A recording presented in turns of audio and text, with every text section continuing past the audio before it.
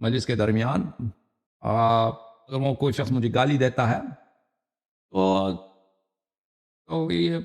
یہ اگر آپ کھڑے نہ ہو جائیں تو کوئی بات نہیں ہے، یہ آپ کی مرضی بھائی، اگر کھڑے بھی نہ ہو جائے نا مجلس کے درمیان، مجلس کو ڈسٹرب نہ کریں تو کوئی بات، میں اس قابل نہیں ہوں کہ میرے خاطر آپ مجلس کو ڈسٹرب کریں، میں آپ کا ایک ادنا سا بھائی ہوں۔ اگر کوئی مجھے گالی دیتا ہے تو خیر وہ کسی کو گالی نہیں دینا چاہیے تو چلیں کوئی بات نہیں، اگر وہ مجلس امام حسین علیہ السلام کے فضائل بیان کر رہا ہے وہاں پر اگر اس حقیر کو گالی دیتا ہے تو انشاءاللہ تبارک و تعالی اللہ امام حسین علیہ السلام کے صدقے اس کو اور میں میری ہدایت فرمائیں۔ آپ مجلس کو خراب نہ کریں، مجلس کو جانے دیں، لیکن ایسے افراد کو بعد میں آپ پیار سے محبت سے سمجھا دیں کہ بھائی سیدانی کے نکاح کا جو مسئلہ ہے یہ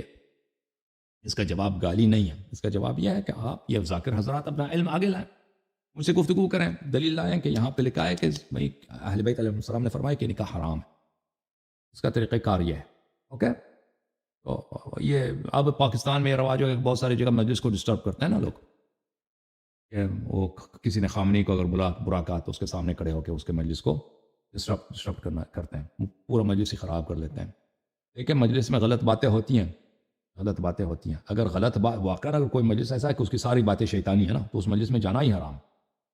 اگر کوئی ایسا منحرف آدمی آتا ہے کہ وہ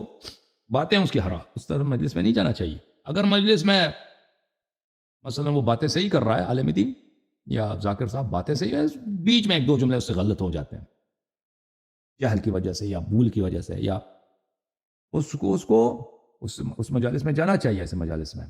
لیکن بعد میں پیار سے محبت سے اس کو سمجھانا چاہیے کہ آپ نے جو بات کہی ہے غلط۔ چلیں بہرحال، تھینک یو سر۔